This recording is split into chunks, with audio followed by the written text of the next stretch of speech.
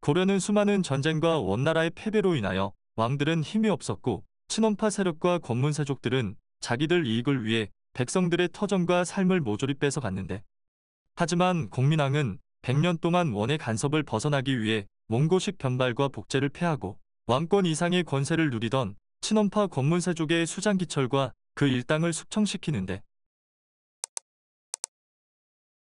공민왕은 여기서 그치지 않고 원나라에 의해 영토를 빼앗긴 내정간섭기구 쌍성총관부를 공격해 동북면 땅을 다시 되찾게 됩니다. 어느 정도 힘이 생긴 공민왕은 내정을 개혁해 고려를 부강하게 만들려고 했지만 원나라의 잦은 내분으로 동아시아 정세의 혼돈이 그의 앞길을 가로막게 되는데, 붉은 두건을 둘러싼 홍건적과 왜구, 기왕후의 군대까지 수십 차례 고려를 침범하지만 최영과 이성계의 활약으로 간신히 막아냅니다. 하지만 피해는 만만치 않았으며 공민왕도 피난과 정사를 돌볼 시간이 없었고 자연히 개혁과는 멀어지는데, 이러던 차에 가장 믿고 의지했던 노국공주가 죽게 됩니다. 공민왕은 국고가 탕진될 만큼 성대한 장례식을 치러주고 정치에 대한 의욕이 없어졌지만 고려 개혁의 꿈은 접지 않았는데, 하지만 왕비를 잃은 공민왕은 정사에 대한 의욕이 없었으며 모든 정권을 신돈에게 부여하게 됩니다. 신돈은 원종 때 설치했던 전민변정도감을 통해 노비를 풀어주고 토지 제도를 개혁하는 등 정치를 펼치면서 백성들에게 칭송을 듣게 되고, 이 과정에서 권문세족과 부원배들을 포함한 조정 내의 부패한 세력들도 몰아냈으며, 또한 과거제를 개편하면서 부정하게 합격시켜주는 폐단을 제거하고 권문세가와 공신들에게 베풀었던 국자감시도 폐지시킵니다. 성리학을 공부한 신진사대부라는 새로운 지식인 계층을 등용 및 육성하면서 제법 의욕적인 개혁 정책을 펼쳐나가게 되는데,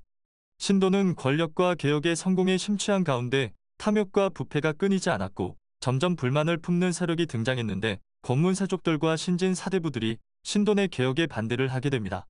결국 신돈은 영모 사건에 휘말리면서 유배 떠난 지 4일 만에 목이 잘려 처형당하게 됩니다. 그의 죽음으로 고려의 개혁은 끝이 났고 오랫동안 품어온 고려의 재건이 한순간에 사라지면서 공민왕은 인생을 포기한 사람처럼 막장으로 치닫고 있는데, 자제 위에 용모 단정한 남자들을 불러 다양한 변태적 음란 게임을 즐겼으며 공민왕의 지휘 감독 아래 홍뮤는 후궁 입비를 범하는 상상도 못한 일들이 벌어지게 됩니다.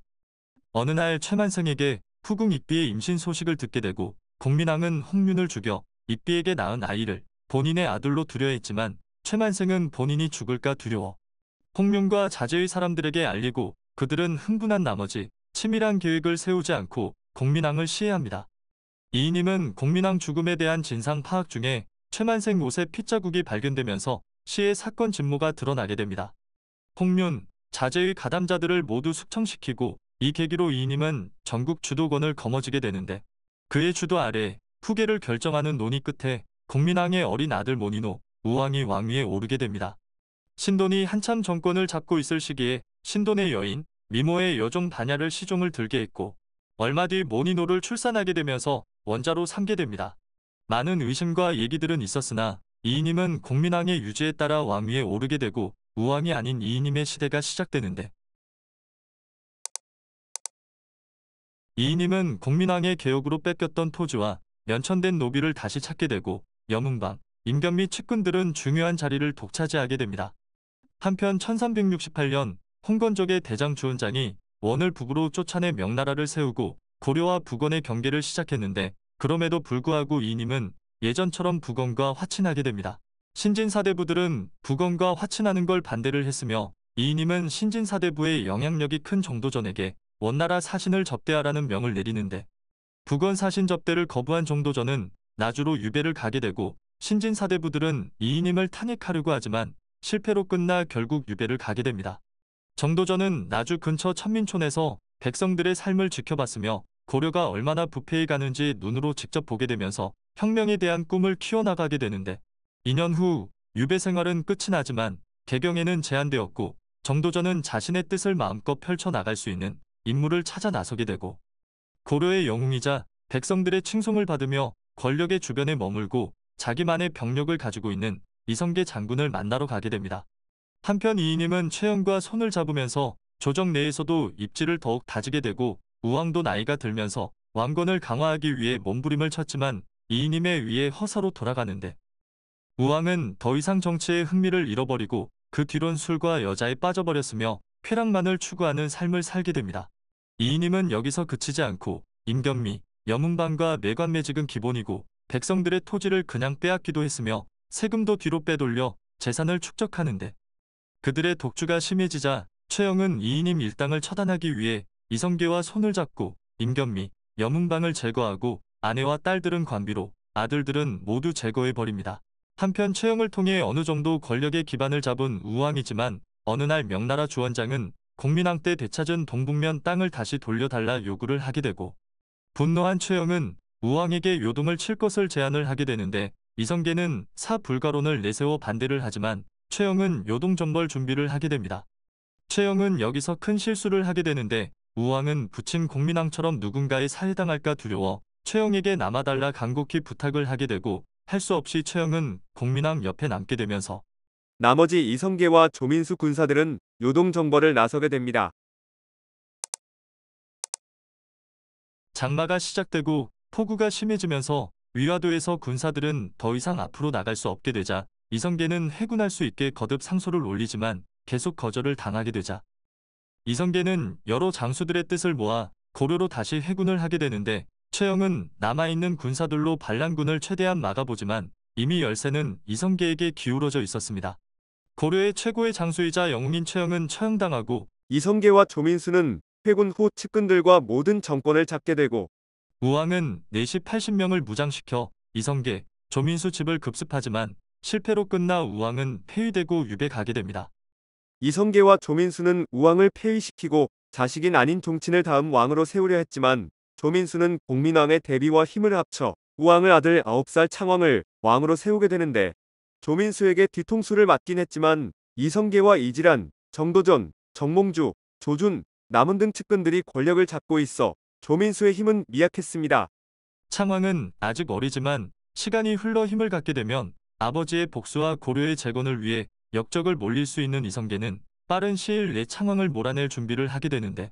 한편 강화로 유배 간 우왕은 김저와 정득후를 불러 이성계를 암살하려 하지만 곽충보에게 암살 계획을 들은 이성계는 그 자리에서 자살한 정득후를 빼고 김저를 사로잡게 되면서 고문 끝에 자백을 받게 되는데 우왕은 강릉으로 유배지를 옮기고 우왕의 사건과 폐가입친이라는 명분으로 창왕을 폐위시켜 강화로 유배 보내고 고려의 마지막 왕 공양왕을 왕위로 세우게 됩니다.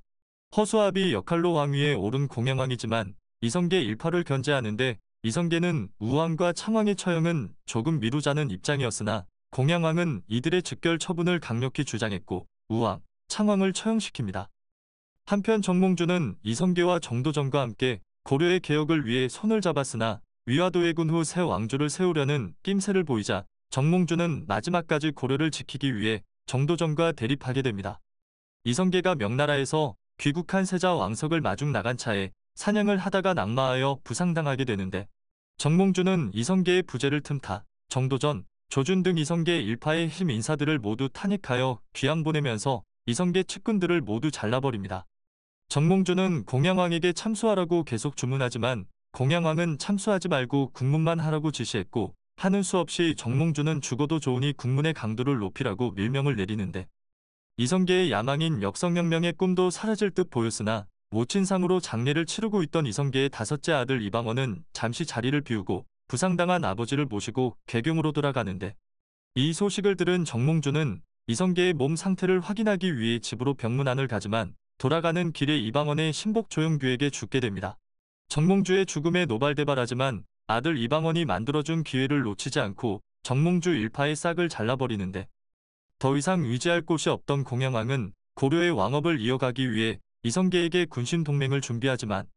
이성계 일파는 더 이상 머뭇거리지 않고 대비전을 찾아가 공양왕을 폐위해달라 요청을 했고 왕대비 이름으로 공양왕을 폐한다는 교서가 발표됩니다. 500년 동안 이어온 고려왕조는 이렇게 끝이 나고 공양왕은 원주로 옮겨지면서 옥자는 나흘 동안 빈자리로 남게 되는데